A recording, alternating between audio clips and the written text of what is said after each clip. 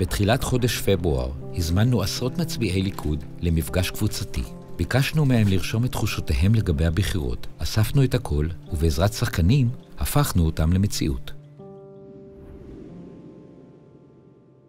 זה הבית שלי, וזה הבית שלי כי אני בחרתי שזה יהיה הבית שלי, ומי שיעז לאיים עליי בבית שלי, עם טיל או בלי טיל, אז שילך לעזאזל.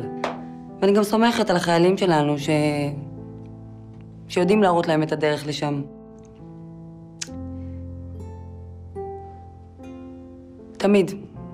תמיד ליכוד.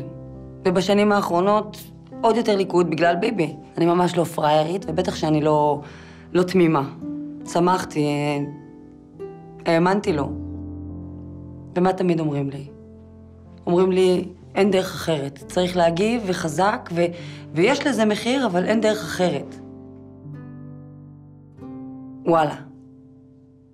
באמת, אין דרך אחרת?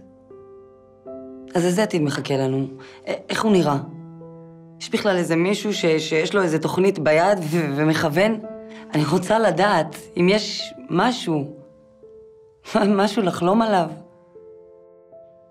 אני תמיד אומרת לבנות שלי, זה הבית ואנחנו לא זזים מפה. אבל מאז צוק איתן, הגדולה שלי לא מוכנה להיכנס לישון לבד. אני כבר התרגלתי למצב הזה, אני אוכלת את החרא בשקט.